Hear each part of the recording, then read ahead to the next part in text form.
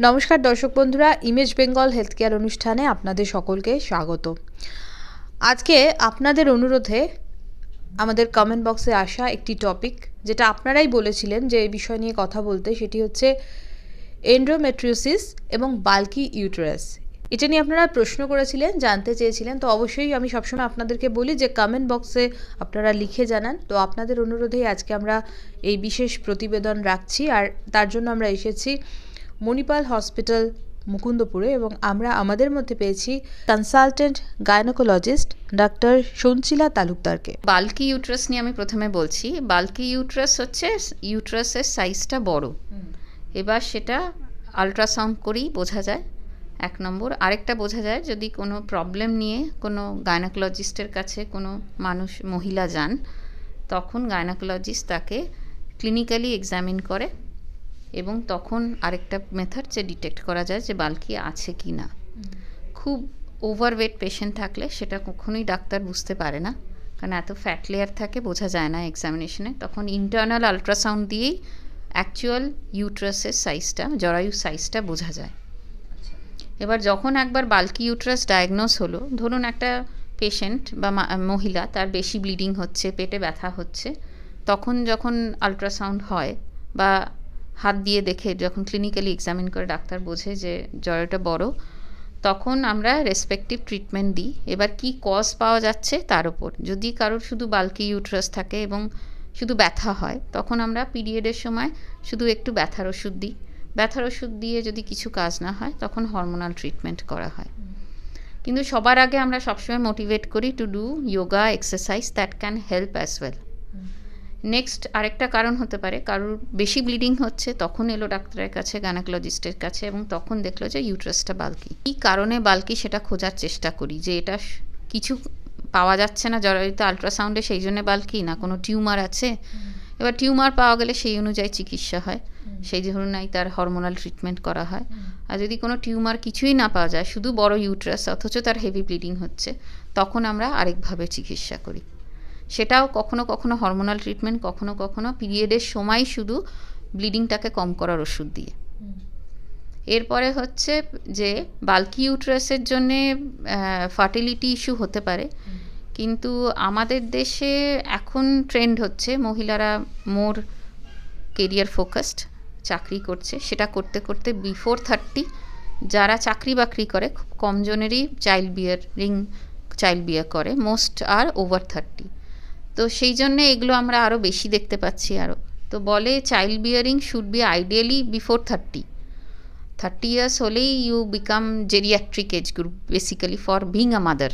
যারা রেগুলার বেসিসে এক্সারসাইজ করে, হেলদি ডায়েট খায়, তাদের এই সমস্যাগুলো হয় খুব রেয়ার। মেনলি হয় যারা ওভারওয়েট, যারা কোনোদিনও কোনো এক্সারসাইজ করেনি এবং ডায়েট ইরাটিক, লাইফস্টাইল স্লিপ প্যাটার্ন ইরাটিক, তাদের এগুলো কিন্তু হওয়ার চান্স বেশি। বাল্কি ইউট্রাস তাদের কিন্তু মোটামুটি বাচ্চা আসাতে প্রবলেম হতে পারে, মিসক্যারেজ হতে পারে, এগুলো সমস্যা হয়। এন্ডোমেট্রিওসিস জিনিসটা কি কারণে হচ্ছে, কিছু থিওরি আছে, যেরকম পিরিয়ডের সময় কারুর, জেনারেলি সব মেয়েদেরই ব্লাডটা ফ্যালোপিয়ান টিউব বলে যে স্ট্রাকচারটা আছে, যেটা জরায়ু থেকে বেরোয় পেটের মধ্যে, সেটা দিয়ে পেটে পড়ে ব্লাডটা, এবং নিয়ম হচ্ছে নেক্সট পিরিয়ড আসার আগেই ব্লাডটা মিলিয়ে যাওয়া by 10 days from the period. কারুর সেটা মেলায় না এবং পেটে ডিপোজিট হতে থাকে as a form of clot, এবং সেটা পেটে হতে পারে, পাকস্থলিতে হতে পারে, ওভারিতে হতে পারে, রেকটামে হতে পারে, যে কোনো জায়গায় হতে পারে। এবং এগুলো যখন হয়, তখন সেগুলো যেখানে ডিপোজিট হয়, তখন তার পাশের যে অর্গানটা থাকে তার সাথে সাঁটিয়ে লেগে দেয় সেই জিনিসটাকে, সেই পোর্শনটাকে। একটা ক্লট একটা জায়গায় পড়লে তার পাশে যে স্ট্রাকচারটা থাকে সেটাকেও আটকে নিয়ে, সেই জন্য কী হয় এন্ডোমেট্রিওসিসে স্কার টিস্যু মানে অ্যাডহিশন, মানে একটা অর্গানের সাথে আরেকটা অর্গান জুড়ে যায়, সেই জন্যে কী হয় ফার্টিলিটি ইস্যু হতে পারে। এবার এটার প্রতিরোধ কী এবং সিমটম কী? সিমটম হচ্ছে কারুর কোনো সিমটমই হয় না, হঠাৎ প্রেগনেন্সি ট্রাই করছে, আসছে না, আলট্রাসাউন্ড করে পাওয়া গেল এন্ডোমেট্রিওসিস আছে। আর কারুর পেটে খুব ব্যথা হলো বা বেশি ব্লিডিং হলো, তাদের আলট্রাসাউন্ড করে দেখা গেল এন্ডোমেট্রিওসিস আছে। আবার অনেকের পেটে ব্যথা, পেশে ব্লিডিং, কিন্তু কোনো এন্ডোমেট্রিওসিসের সাইন নেই, কিন্তু ব্যথা কোনো ওষুধেই কমছে না, তার লাইফস্টাইল মডিফিকেশন সব কিছু করে ওষুধ দিয়েও ব্যথা কমছে না। এবার এন্ডোমেট্রিওসিস হলে তার বিভিন্ন গ্রেড আছে, 1, 2, 3, 4। এবার যার যত হায়ার গ্রেড তার তত পেন বেশি, তার তত chance of getting pregnant less, even if they get pregnant chance of miscarriage high. তো এন্ডোমেট্রিওসিস যখন আর্লি স্টেজে পিক করা হয় তখন বেস্ট অপশন হচ্ছে মেডিকেল ট্রিটমেন্ট, সেটা গাইনোকোলজিস্টই বেস্ট গাইড করে দেবে। দীর্ঘদিন ধরে যদি এন্ডোমেট্রিওসিস আনট্রিটেড থাকে তাহলে সেক্ষেত্রে কি ক্ষতি হতে পারে? যখন মেয়েদের বয়স 40-45 হয়ে যায় এবং তার সব ট্রিটমেন্ট ফেল করে, তখন ম্যাক্সিমাম মেয়েরাই কিন্তু রিস্ক অফ জরায়ু and tube and ovary removal থাকে, মানে হিস্ট্রেক্টমি যেটাকে মেডিকেল টার্মে বলে, এই একটা রিস্ক থাকে। তার মানে পেটে ব্যথাটা একটা অনেক বড় symptom. Yes, no woman should ignore pain abdomen. পেটের ব্যথা যদি তার পিরিয়ডের সময় এমন হয় যে তার ওষুধ খেতে হচ্ছে, ইট শুড বি ইভ্যালুয়েটেড।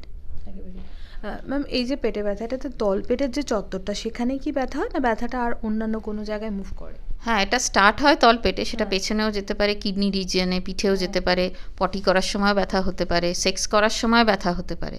আচ্ছা, তো আমি এবার একটু ট্রিটমেন্টের কথায় আসি। আপনি বললেন যে অনেকগুলো স্টেজেস রয়েছে, তো প্রত্যেকটা স্টেজই খুব ইম্পর্টেন্ট। যদি প্রাইমারিলি আপনারা ধরে নেন তাহলে আপনারা তখন কি মেডিসিন দিয়েই শুধু ট্রিটমেন্ট করতে? হ্যাঁ, ডিপেন্ড করছে কার কত আর্জেন্সিটা। কেউ যদি এখনই প্রেগনেন্সি চায় 2-3 মাসের মধ্যে, তাকে তো surgery is the only option, কারণ সার্জারিতেই কুইক সব এন্ডোমেট্রিওসিসে ম্যাক্সিমাম ডিপোজিটগুলো, ম্যাক্সিমাম স্কার টিস্যুগুলো আমরা রিমুভ করতে পারি। এবার কেউ যে বলে আমি এখন প্রেগনেন্সি নেব না, আমি মেডিকেলি ট্রাই করব because I have time in hand, or somebody whose family is completed, সে ভাবলো যে আমার এখন তো ওটির দরকার নেই because I am not planning a pregnancy now, তাদের medical treatment always, and to evaluate again every 6 months to see if it is working or not, that is also important na. আচ্ছা, যাদের আপনারা ট্রিটমেন্ট করেন সেই ট্রিটমেন্টের পর তাহলে যেই বাচ্চা না হওয়ার যে সমস্যাটা, সেটা অনেক ক্ষেত্রে তারা সলভ করে ফেলেন আপনারা? হ্যাঁ, অনেক ক্ষেত্রে people after treatment do get pregnant, but the chance of getting pregnant for a person যার এন্ডোমেট্রিওসিস আছে ট্রিটমেন্টের পর, আর যার কোনো এন্ডোমেট্রিওসিস নেই, সেটা অবশ্যই কম থাকে। যার এন্ডোমেট্রিওসিস ট্রিটেড হয়েছে তাতেও। বাল্কি ইউটেরাস হোক বা এন্ডোমেট্রিওসিস, এগুলো আমরা অল্প বয়স থেকে, মানে একটি বাচ্চা মেয়ে যখন পিরিয়ড হচ্ছে সেই সময় থেকে সে প্রতিরোধের জন্য নিজের হেলথটাকে কীভাবে প্রোটেক্ট? তো প্রথম কথা আবার বললাম, খেলাধুলো, exercise, this should be the first line, and don't ignore symptom. অনেক বাচ্চা মেয়েই দেখি পেটে ব্যথা হচ্ছে, 2-3 বছর ধরে জেনারেল ফিজিশিয়ানের কাছেও ঘুরছে।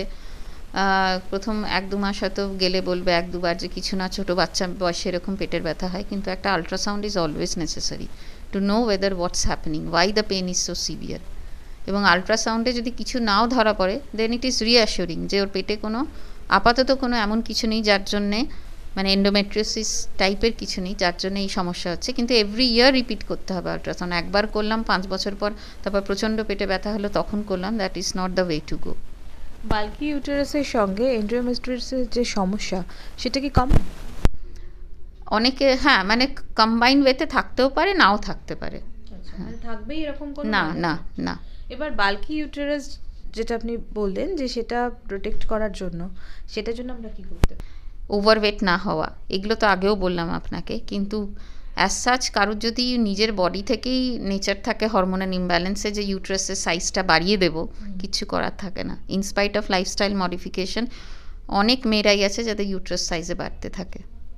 ইউটেরাসের সাইজটা যখন বেড়ে যায় বাহ্যিকভাবে, মানে আমাদের যেটা তলপেটটা ফুলে যায়, এরকম কি সিমটমস আপনারা দেখে থাকেন কখনো? সেটা তো অলরেডি টিউমার হয়ে গেছে, সেটা শুধু বাল্কি ইউট্রাস না, তখন তাতে ইউট্রাসে কোনো টিউমার আছে, তার জন্যই বড় হয়েছে পেটটা বাইরে থেকে। আচ্ছা, কিন্তু নর্মালি যদি বাল্কি ইউটেরাস কারোর শুধু থেকে থাকে তাহলে সেটা কি বাহ্যিকভাবে চেহারায় কোনো প্রভাব পড়ে? না, জেনারেলি জানা যায় না, উইদাউট এক্সামিনেশন বা আলট্রাসাউন্ড জানা যায় না।